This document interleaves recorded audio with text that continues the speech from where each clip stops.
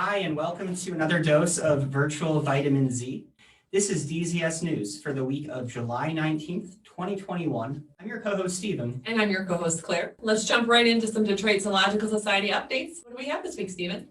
Well, Claire, as a reminder, the Belle Isle Nature Center is offering free outdoor programming. So this programming is occurring throughout the summer months on Wednesdays through Saturdays. And it is appropriate for all sorts of different age groups. There are some programs like Nature Tots that are particularly appropriate for young people. Others like our family hikes that are appropriate for all sorts of ages. And then there are some programs that might be more appealing to an adult audience, like our mindfulness hikes and our nocturnal hikes, our evening hikes. Yeah, I was just looking at that. I mean, like, we work all day, right? So sometimes it's hard to get out during the day, but I mean, they have those Saturday programs, and on Thursday evenings, they have the evening hikes. And this week, it looks like it's gonna be about the full moon, which I'm pretty excited about. That is pretty exciting. Imagine the full moon looks different down on Belle Isle.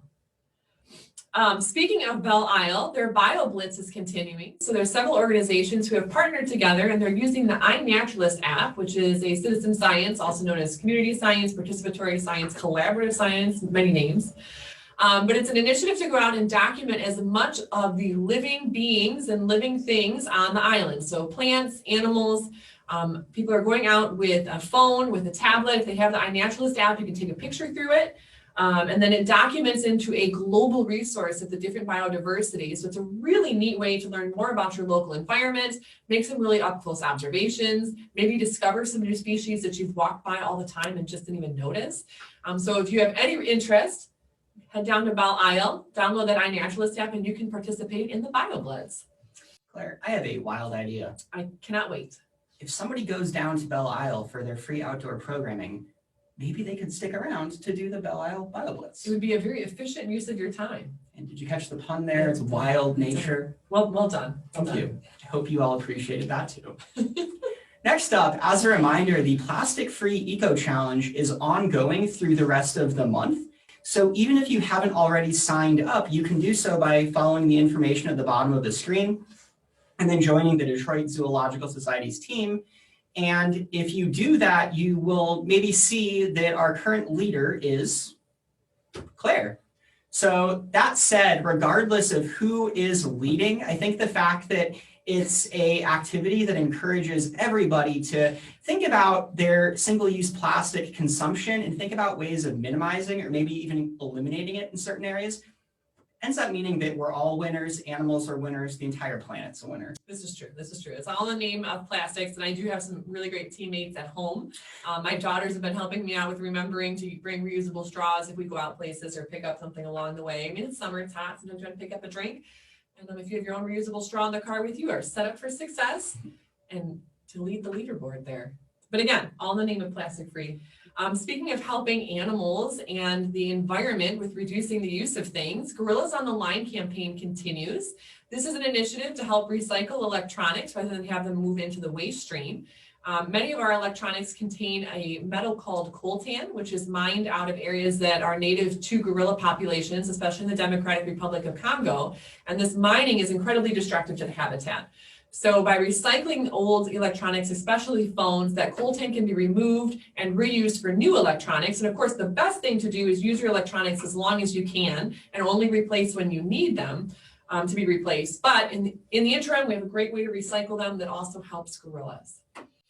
And as a reminder, if you are collecting either individually or with an organization, there are a lot of ways that you can get them to where they need to go to be recycled. You can collect them individually and then send them in yourself, or send them to the zoo, drop them off at the zoo, or if you're collecting as a larger group, you can drop off at the zoo like some organizations already have, or you can get a free shipping label and send them directly to our recycling partner. So we try to make it as convenient as possible because we know how much effort you all put into collecting them. We want to make sure that it's easy and efficient to get them where they need to go. Setting them up for success, and the gorillas.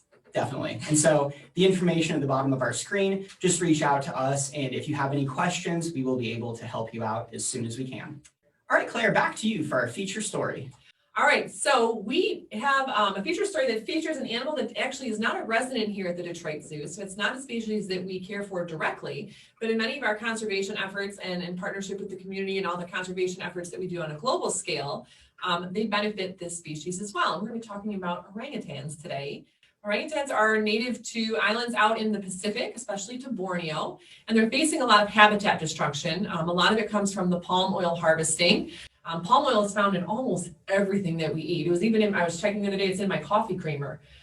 So it's very prevalent in the foods that we eat, and it is very destructive in how they typically harvest palm oil, which is destroying the orangutan's native habitat. So the Species Survival Plan, also known as an SSP, which is part of the Association of Zoos and Aquarium, is a global initiative to try to protect the orangutans by looking at the species and seeing how we can help protect them. And as part of that, they came up with the Eat Like an Orangutan Challenge, which we had a very special guest participate in. So let's go ahead and watch this footage, and then we will talk a little bit more about the challenge, how you can get involved, and a little bit more about the fruit that it features, durian. I'm Ron Kagan, CEO of the Detroit Zoological Society. We have thousands of animals here. And in fact, we have a lot of different species of mammals and even great apes, but we don't have orangutans. Still, we care about all animals and we care about all habitats. So, in order to show our solidarity to the Orangutan SSP, the Orangutan Species Survival Plan, we are participating in the Durian Challenge, which is to taste the fruit that grows in the habitat of orangutans, a habitat that is really important for all of us to protect so that orangutans can live in the wild. So I'm going to donate some money to the SSP, and I'm going to taste durian on camera. And it is a very slimy, basically, it's kind of like fruit and onion mixed together. I'll have some more. Oh. Very unusual taste. Anyway, all of us need to help save wild places and wild animals. Thank you. So thank you so much, Ron, for participating. One thing that is not clear from that video is that we actually had to record it twice.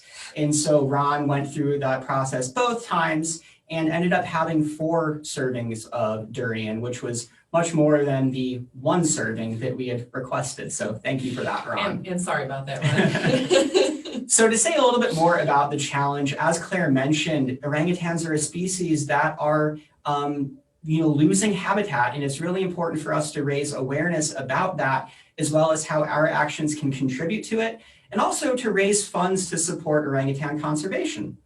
And so the idea of this challenge is to learn a little bit more about orangutans by trying out durian. And it's an interesting fruit. It definitely looks very interesting. It has an interesting aroma as well. And a lot of people, when they do taste it, end up saying, you know what, this is actually pretty good. It is a bit of an acquired taste, but there are in certain parts of the world, it's a common part of the cuisine.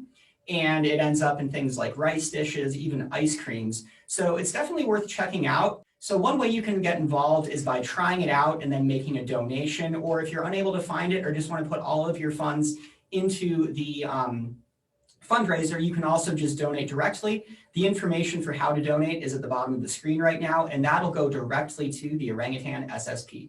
You know, we're doing a little bit of research about the durian and both how to prepare it and to serve it. And we found it's incredibly nutritious. It has a lot of vitamin C in it, right? Yeah. A single serving has something like 80% of your daily vitamin C in there, which I thought was really fascinating. It was really cool to check out a new fruit that I wasn't super familiar with. And now I know how to find it, how to eat it, how to store it. Yeah. One thing that stands out to me is, for us to prepare it, we used a knife and kind of cut it open. Apparently orangutans obviously they wouldn't use a knife, but they just tear it open, and it's a spiky fruit. So they must have pretty tough hands to be able to do that. It's very impressive, very impressive. Learned a lot this week about durian and orangutans. So it was a great week. Steven, let's check out our virtual education program preview for the week. As always, we are starting out with DZS News on Monday morning at 11, so you know what's happening here around town and down at the Belle Isle Nature Center. Next up on Tuesday, our Saving Wildlife series is focusing on piping plovers. And Wednesday, in the bird theme, we're doing a virtual habitat chat about the black-crowned night herons. They aren't actually a resident of the Detroit Zoo. They are a species who decided to call the zoo home and have created quite a established rookery up in some of the trees. So it's really neat to learn a little bit more about them. And Thursday, Animal Welfare Tales will feature the rescue story of a western pond turtle. And we'll wrap up the week on Friday with more tales from the Nature Center and learn a little bit more about what's happening down on Belle Isle. So as a reminder, I know we've already talked about Belle Isle Nature Center's free outdoor programming and the Belle Isle BioBlitz, but if you want to complete the Belle Isle trifecta, you can also check out their virtual backyard on their website at belleislenaturecenter.org. And by visiting the website, you'll see all of their different offerings for ways that you can go out and connect with nature in your local neighborhood. Maybe that's your backyard, maybe it's a local park or another green space. And it's really worth checking out. There's some really fun things that are very easy, require very few, if any, resources, but have a pretty big impact on building reverence and respect for your local animal friends and neighbors. Is that a Belle Isle hat trick? Belle Isle hat trick. Belle Isle hat trick. Speaking of free resources available online, a reminder that at DetroitZoo.org underneath the Education tab is our virtual vitamin Z resources, a bunch of activities for free. Many of them don't need any resources or very few. There's a couple that are very tailored towards summer. Making popsicles, iceberg popsicles are one of them, painting with ice. So check them out if you're looking for something to do this summer, especially as we're getting into the middle of summer here and kids are starting to come in and say, I'm bored. Not if you're on the virtual vitamin Z webpage. Well, that's all we have for this week. As always, thank you so much for joining us and stay healthy, Detroit.